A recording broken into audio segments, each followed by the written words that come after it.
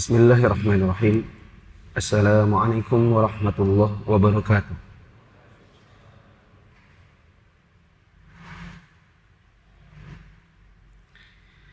Alhamdulillahirabbil alamin. Wassalatu wassalamu ala asyrafil anbiya'i wal mursalin wa ala alihi wa ashabihi wa man tabi'ahum bi ihsan ila yaumiddin. Hadirin jamaah salat zuhur yang Allah muliakan, pada kultum siang hari ini, materi yang saya bawakan, saya beri judul Guru Agama Bicara Corona. Satu masalah yang sedang menimpa, bukan lagi sekedar epidemi, tapi ini sudah menjadi pandemi.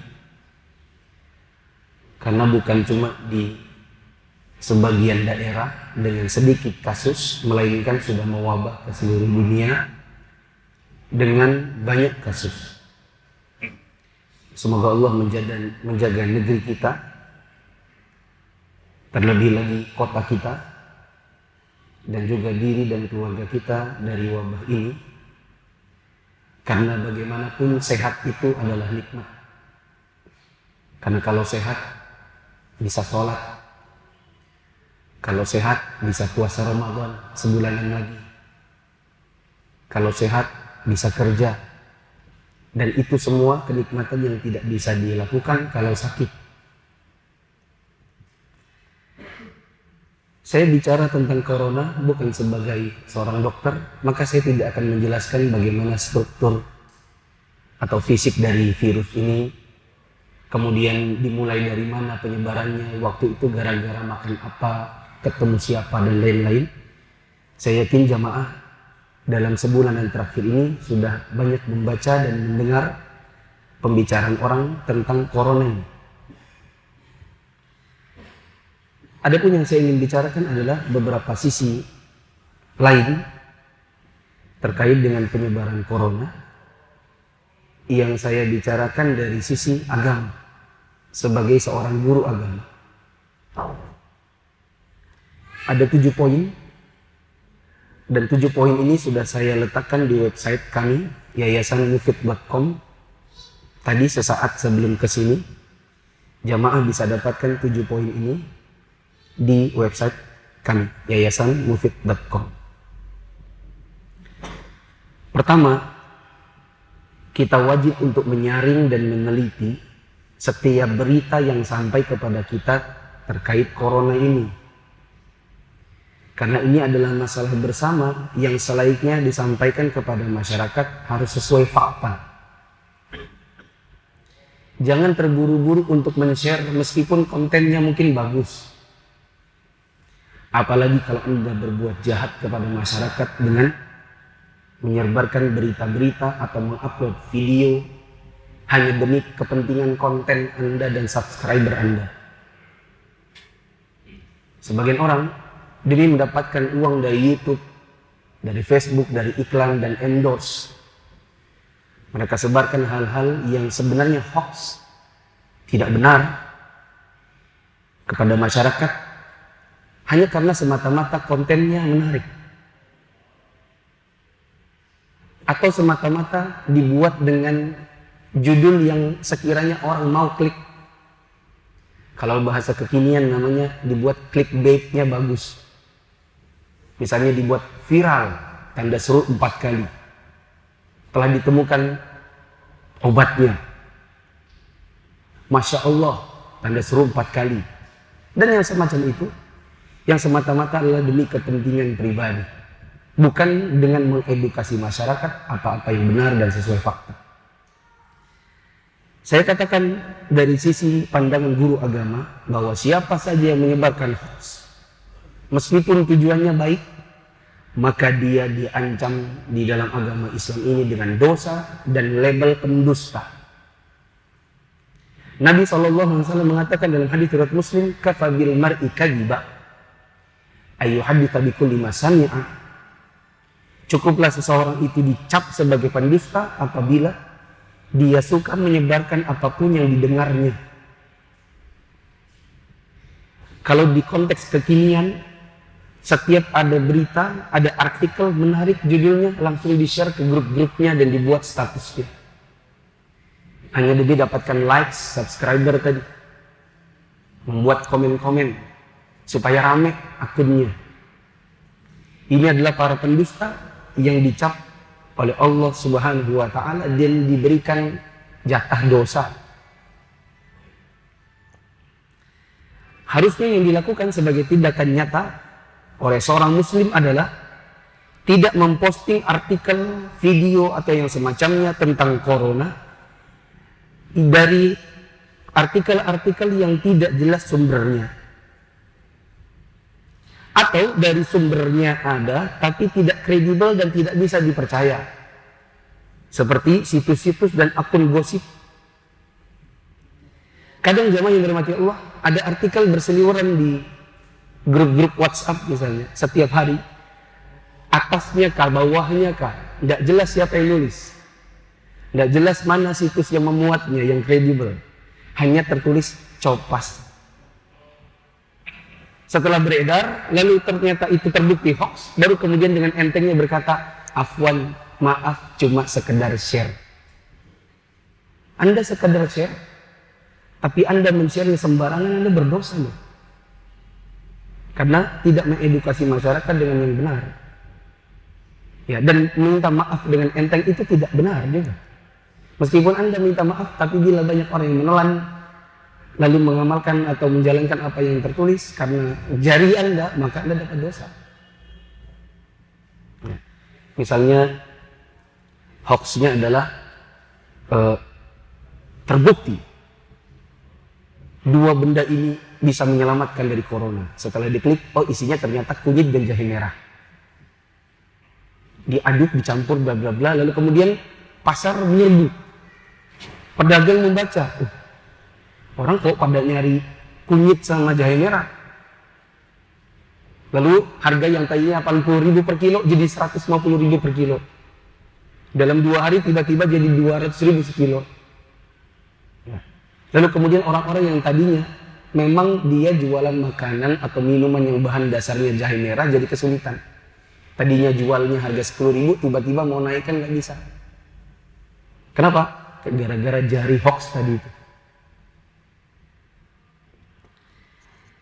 Kedua, larangan menyebar hoax corona itu sifatnya umum. Dosanya pun umum. Berlaku baik pemerintah yang bertanggung jawab atas kemaslahatan umum, juga bisa jatuh dosanya kepada tenaga medis yang mengerti ilmu seputar penyakit dan virus, dan bahkan dosa itu juga bisa jatuh pada penceramah dan dai yang mengarahkan umat dalam menghadapi dan semua orang yang aktif menulis dan menyebarkan beritanya. Kalau pemerintah menyebar hoax, meskipun kita yakin tidak mungkin, karena mereka punya aturan larangannya. Tapi bila mereka lakukan, maka mereka jatuh dalam dosa. Misalnya berkata, siapa yang makan nasi kucing bisa terhalang dari corona. Lalu itu diamalkan masyarakat dengan keseriusan, maka itu bisa jadi dosa bagi yang mengucapkannya. Bila maksudnya bercanda, maka canda tapi dusta juga tetap berdosa. Bila yang menyebarkannya adalah tenaga medis, misalnya aja demi kepentingan karir, kemudian mau diwawancari koran abal-abal, mengatakan misalnya di Balikpapan sudah ada suspek corona sebanyak misalnya dibilang 70 orang, padahal 7 orang, supaya wah, maka ini bisa berdosa orangnya. Sama juga bila yang menyebarkannya adalah seorang penceramah, maka seorang dai atau ustadz, maka dia pun harus berhati-hati. Khusus untuk ustadz saya letakkan pada nomor 3 berikut ini. Tidak boleh menyampaikan apapun tentang corona dengan atas nama agama, kecuali dengan dalil dan pemahaman yang benar, bukan dengan praduga belaka atau dalil yang mengada-ngada. Jangan demi kepentingan dakwah Anda atau Anda sebagai ustadz bermaksud baik mengarahkan masyarakat, tetapi Anda justru menebarkan kedustaan dalam agama. Misal, di zaman sekarang banyak dilakukan, sengaja maupun tidak sengaja. Ada gambar-gambar yang memuat hadis yang hadisnya tidak valid. Isinya adalah tentang keutamaan berwudu demi mencegah terkena corona. Hadis ini yang sering diucapkan atau disebarkan dalam tulisan atau gambar, harusnya dicek dulu kesahihannya. Bahkan saya sampai kerepotan mencari, bahkan matan Arabnya aja nggak dapat. Ditulis riwayat Tobroni, dicari di Tobroni nggak ketemu. Dicari di artikel abal-abal pun nggak ketemu, kecuali gambar-gambarnya. Dan semuanya bahasanya Indonesia. Mau dicari yang bahasanya bahasa Arab nggak ketemu. Lalu masyarakat mengkonsumsi dan berkata, oh nggak perlulah kalau gitu berobat, nggak perlulah pergi ke dokter, cukup berwudu. Gara-gara jari jemari yang mengatasnamakan agama oleh sebagian orang yang berprofesi sebagai dai. Ada lagi yang mengatakan bahwa virus corona ini adalah buatan Yahudi. Siapa yang membocorkannya? Bocornya lewat dialog sama jin yang kesurupan. Lewat orang kesurupan. Yang ngomong adalah jin. Saya nyatakan saja dengan lugas dan tegas. Mohon maaf kalau ada pengikut. Yang ngomong ini adalah dai-dai yang menamakan mereka dai akhir zaman. Dibuat sudah terbongkar. Nah, kata-kata terbongkar itu kan hebat kan? Wah, apa itu? Apa itu? Terbongkar. Corona ini yang menyebarkannya adalah Freemason, Yahudi. Itu terbongkar dari ada orang meruqyah jin, jinnya yang ngomong. Coba jinnya aja agamanya apa nggak tahu. Oke lah, kita punya kecemburuan dalam agama ini, lalu kita membenci Yahudi. Bagus itu. Membenci agen-agen Yahudi seperti Freemasonry. Oke itu. Tapi kemudian menyebarkannya dalam ceramah-ceramah agama dan tidak mengedukasi masyarakat, itu tidak benar juga. Mungkin perbuatannya maksudnya baik, tapi salah dan berdosa. Karena bagaimanapun fitnah itu tidak boleh meskipun kepada orang kafir. Misalnya kita punya tetangga, dia Yahudi atau Nasrani, kemudian kita bilang, dia itu istrinya 10. Kita fitnah dia. Lalu ketika dicek, rupanya tidak benar. Ketika ditanya, kok kamu bilang istrinya 10? Ya tidak apa-apa lah. Itu kan pantas saja, siapa suruh kafir. Makanya kita fitnah aja. Itu tidak benar itu. Ya. Ada lagi yang mengatakan bahwa virus corona itu sengaja diciptakan untuk membantai kaum muslimin di Cina. Ini selain tidak punya data dan tidak sesuai fakta. Coba cek lagi berapa persen muslim di Cina dan berapa banyak yang terjangkit virus corona padahal dia adalah orang-orang ateis atau orang-orang yang bukan beragama muslim. Di Italia coba misalnya. Maka kalau dia dikatakan dalam rangka membantai muslim Cina, maka hati-hati. Oke, kita punya kecemburuan dalam agama ini, kita senang kalau membela kaum muslimin. Tapi mengedukasi masyarakat dengan hoax-hoax seperti ini bisa jadi Anda masuk dalam hadis yang akan saya bacakan setelah ini. Saya katakan dalam artikel saya, bicara atas nama agama yang tidak jelas dalilnya adalah perbuatan yang diharamkan dalam agama dan diancam neraka. Sebagaimana hadis Rasulullah sallallahu alaihi wasallam, "Man kadzaba 'alayya muta'ammidan falyatabawwa maq'adahu minan nar." Siapa yang berdusta atas namaku, kata Nabi, siapkan tempat duduknya di neraka. Anda nyebarkan soal hadis, tapi hadisnya tidak valid, lalu Anda bilang itu hadis Nabi, maka Anda bisa berdosa dan masuk neraka. Kalau tadi ada yang bilang ini adalah ciptaan Yahudi, maka Anda harus ingat lagi, kalau perlu belajar akidah dari buku-buku tipis lagi. Itu makhluk hidup yang Allah Subhanahu wa Ta'ala yang menciptakan segala sesuatu di muka bumi ini. Dia bukan meja benda mati yang Anda bisa bikin-bikin dengan semau Anda. Itu adalah makhluk Allah. Dan kalau ada yang mengatakan ini adalah buatan Yahudi dan lain-lain, maka saya khawatir mereka jatuh ke dalam syirik rububiyah. Karena menyamakan manusia dalam hal penciptaan yang hanya Allah yang mampu melakukannya.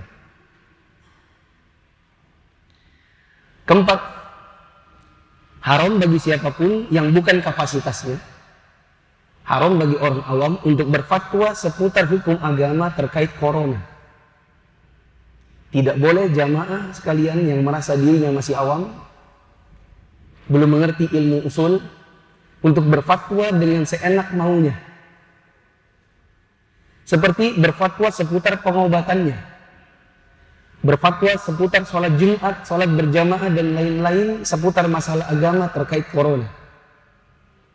Karena orang awam itu hanya boleh mengikuti fatwa dan tidak boleh membuat fatwa sendiri dengan pendapat pribadinya. Tidak benar orang awam melakukannya. Demikian pula seseorang harus melihat dan menerapkan fatwa ulama sesuai dengan waktu, tempat, dan kondisi yang lainnya, dengan cara berkonsultasi kepada ahli ilmu yang mampu dijangkaunya saat ingin menerapkannya. Jika seseorang tidak mengerti tentang masalah agama seputar corona, yang harus dilakukannya adalah diam dan berkata, saya belum tahu hukumnya. Lalu bertanya kepada ahli ilmu, karena Allah Ta'ala mengatakan, fas'alu ahla dzikri in kuntum la ta'lamun. Bertanyalah kepada ahli ilmu jika kalian tidak mengetahui. Kita orang awam, lalu ada yang tanya, dengar-dengar katanya tidak usah sholat Jumat kah? Lalu kita tidak tahu. Kita bukan ahli ilmu, bukan seorang mufti, tidak pernah membaca artikel, tidak mengerti dalil, lalu berkata, kayaknya iya. Kayaknya iya. Kayaknya itu ragu-ragu. Iya, salah lagi. Berkata iya, itu salah. Karena para ulama memfatwakannya di daerah mana, di negeri mana, kepada siapa. Harus dilihat. Apakah ini berlaku juga untuk Balikpapan? Nanti harus dilihat. Ditanya kepada ahli ilmu. Ada orang berkata misalnya, tidak mengapa berobat dengan misalnya empedu ular. Karena katanya empedu ular itu bisa menangkal corona. Lalu ada yang bertanya, memang boleh ya kita berobat pakai empedu ular? Boleh aja. Berfatwa nggak pakai ilmu. Padahal ular itu hukumnya haram untuk dikonsumsi karena dia sunnah dibunuh. Dan para ulama mengatakan apa yang sunnah dibunuh haram dimakan. Ya. Maka untuk berfatwa soal obat, berfatwa soal hukum sholat yang sedang beredar, dan hari ini saya banyak ditanya orang, Ustaz, benarkah kita tidak usah sholat Jumat? Betulkah kita tidak usah sholat ke masjid? Maka ini harus hati-hati dalam mengamalkan dan menyebarkannya. Adapun di zaman sekarang, khususnya di Balikpapan, siapa yang merasa dirinya sakit, dia khawatir menularkan kepada orang lain, maka boleh dia sholat di rumah. Adapun yang sehat, datang ke masjid. Anda tawakal kepada Allah. Di zaman Nabi berapa banyak perang dilakukan, di hadapannya ada kematian, tapi para jamaah, para sahabat tetap sholat jamaah. Adapun yang sakit tidak ikut perang, mereka tetap tinggal di Madinah dan mereka dapat pahala sebagaimana yang pergi perang. Nabi SAW pernah berkata di dalam salah satu sesi peperangan, kata beliau, tahukah kalian, di Madinah ada sekelompok laki-laki. Dia tidak ikut berperang bersama kita, tetapi tidaklah kalian mendaki bukit, tidaklah kalian menuruninya, melainkan pahala kalian disekutuhi oleh mereka.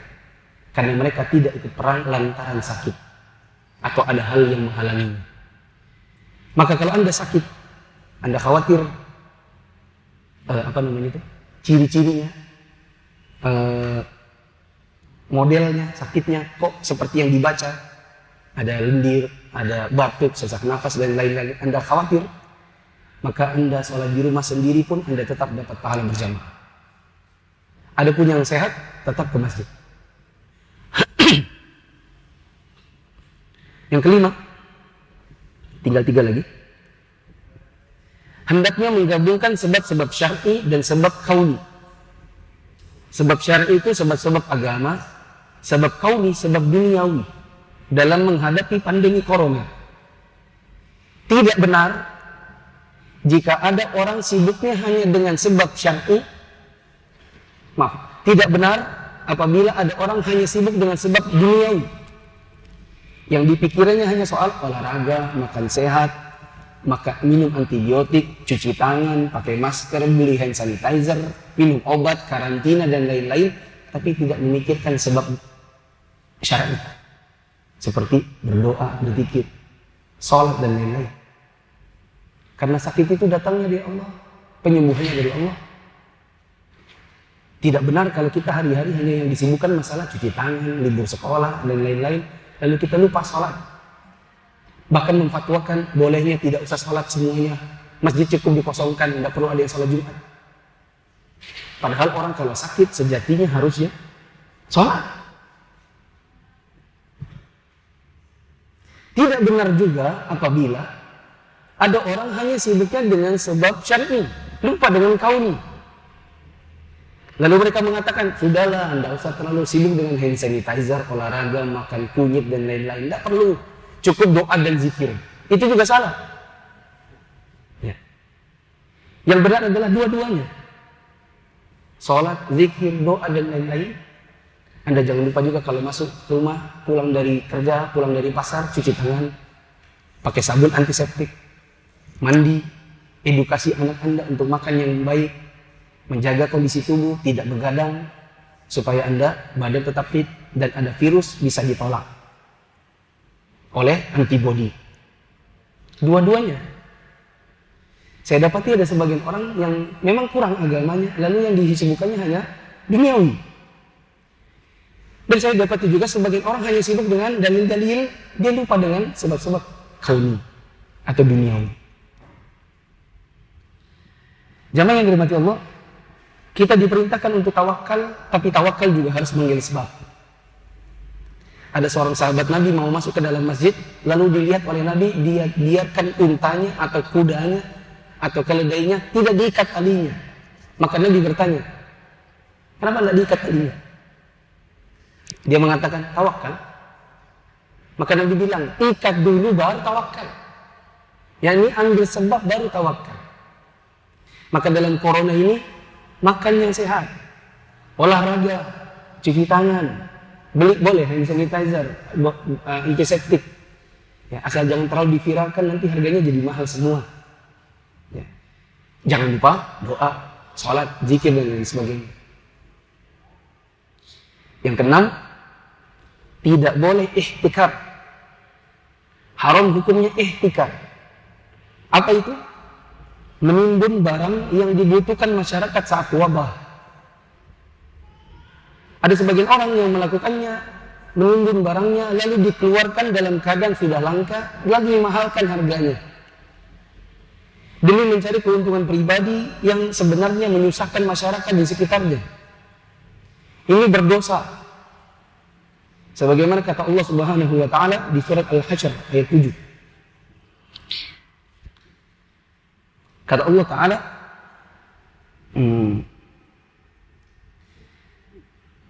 Ma afa'a Allahu ala rasulihi min ahli al-qura فلله وللرسول ولذي القربى واليتامى والمساكين وابن السبيل كي لا يكون دولة بين الأغنياء منكم وما آتاكم الرسول فخذوه وما نهاكم عنه فانتهوا واتقوا الله إن الله شديد العقاب. Harta rampasan fai yang diberikan Allah kepada Rasulnya dari penduduk beberapa negeri adalah untuk Allah, Rasul, kerabat Rasul, anak yatim, orang miskin, dan untuk orang-orang yang dalam perjalanan. Sehingga harta itu jangan sampai hanya beredar di antara orang-orang kaya saja di antara kalian. Ini adalah dalil larangan menimbun. Karena yang punya modal, yang punya uang enak, tinggal beli dalam harga murah. Masyarakat miskin setelah mengalami kelangkaan baru kemudian dinaikkan harganya, mereka kesusahan untuk membelinya. Nabi SAW mengatakan, la yahtakir illa khati. Tidak ada yang menimbun barang kecuali yang berdosa. Ini menunjukkan bahwa menimbun barang yang dibutuhkan oleh masyarakat, menaikkan harganya untuk kepentingan pribadinya, itu adalah perbuatan dosa. Terakhir yang ketujuh, seorang muslim yang baik dan kelompok masyarakat yang cerdas adalah tipikalnya tidak mudah panik dalam situasi genting. Maka tidak perlu kecuali yang bodoh saja yang melakukan panic buying, yaitu membeli kebutuhan dengan cara panik. Semuanya diborong. Berapa banyak orang yang akhirnya melakukan panic buying di supermarket, lalu kemudian berebutan dan berkelahi di supermarket. Ya. Dan tidak lakukan ini kecuali orang-orang yang tidak mengerti agama. Yang harusnya dilakukan dalam kondisi genting ini adalah menenangkan diri dengan cara pertama, ambil sebab-sebab syar'i dengan sholat, zikir, doa. Insya Allah akan lebih tenang.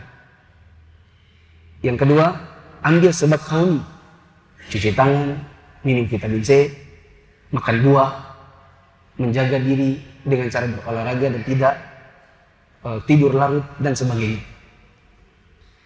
Kemudian bacalah artikel-artikel dan menonton kajian-kajian Islami maupun kajian umum seputar corona yang sesuai kaidah syar'i. Ketahuilah pula bahwa pasien corona ini banyak orang tidak ngerti. Saking panik, saking tidak ngertinya jadi panik. Banyak pasien corona yang sembuh dengan sendirinya.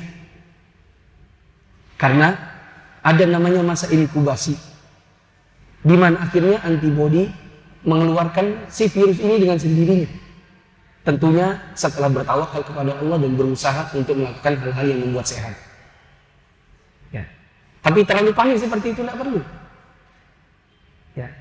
Dari 155.000 kasus orang kena corona, lebih dari 50%-nya sudah sembuh.